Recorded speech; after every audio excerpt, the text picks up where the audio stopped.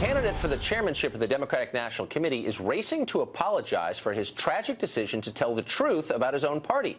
On Wednesday, former Obama Labor Secretary Tom Perez admitted the party's 2016 primary race was, quote, rigged in favor of Hillary Clinton, and he said he was the candidate who could restore transparency to the Democratic National Committee.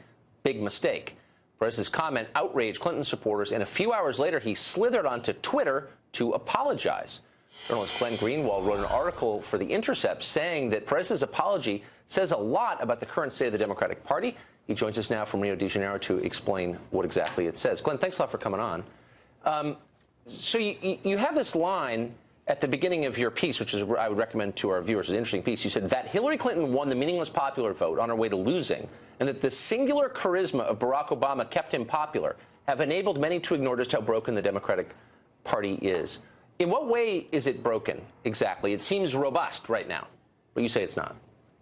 So there's obviously a lot of attention paid to the presidential election and to the fact that Hillary got 3 million more votes than Donald Trump, which is true, but it obscures a lot of really critical facts, including the fact that obviously the Democrats don't have control of either the Senate or the House. The Republicans do. They now have lost 2/3 of governorships, which are also now in the hands of the Republican Party, and they are one state house away from enabling the Republicans to convene a constitutional convention on their own, because they will have 2/3 of the state fully within their grasp, both controls of both houses of Congress. So it's a party that has collapsed as a national political force in the United States. It's not just the presidential election. But why? Why exactly? I mean, it was still a very close presidential election, so it's not obvious that we would wind up in the place you just described. What is the core problem with the Democratic Party, do you think, right now?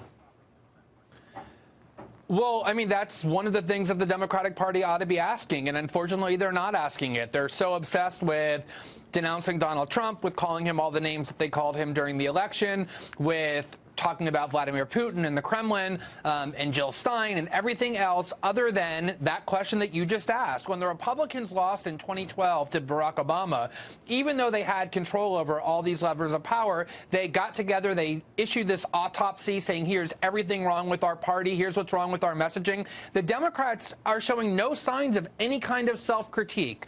Why did they lose? They lost because they favored policies throughout the 1990s, such as free trade, such as getting rid of all the restraints on Wall Street, such as having jobs go overseas, that the Clintons advocated. And they continue to advocate those same policies and then wonder why people in the Rust Belt who have no economic future and nothing but economic anxiety are abandoning the party in droves. And there's no attempt to examine that or even talk about it.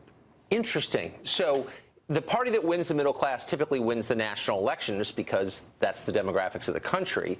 If a bunch of smart Democrats got together to do the autopsy, and I bet at some point they will, they've got to, what specific conclusions would you encourage them to reach? Like, what should they do now? Well, let's look at what they did in 2016. They nominated a candidate who was a career politician, who was extremely rich and perceived as being out of touch and indifferent to the needs of ordinary Americans. She spouted talking points and focus group approved messaging, and I think they need fresh voices. To begin with, I mean, look at what they did after this debacle in 2016. They went and they renominated as their minority leader in the House Nancy Pelosi, one of the richest members of Congress who has been their minority leader since 2002, and then made Chuck Schumer the top Democrat in Washington, even though he spent his career serving Wall Street. So I think you need fresh voices, people who aren't petrified of their own shadow, who don't apologize for telling the truth like Tom Perez did, and who think about how to serve not Silicon Valley and the billionaire class and their donor class and corporations, but the people who actually vote and who are really worried about their economic future with really good reason. So you keep coming back to economics and the lack of an economic message. And so, I mean, if you were to sum it up in one sentence, would that be it? They're not telling the average person in the country why voting Democrat would be good for them economically. Yeah, exactly. They have no affirmative platform. You can call Donald Trump every name in the book a racist and a fascist and authoritarian misogynist, and some of that might be true, all of it might be true, but unless you convince people that you're going to make their lives better, then they're not going to go to the polls and vote for you. Maybe they'll abstain, maybe they'll vote for your opponent, but you're not inspiring anyone, and that is the core problem that they don't want to address. Maybe you have to travel all the way to Rio de Janeiro to see that clearly. You probably do. I think you're absolutely right. Glenn Greenwald, thanks a lot for joining us. Appreciate it. All right, Tucker, thank you. Appreciate it.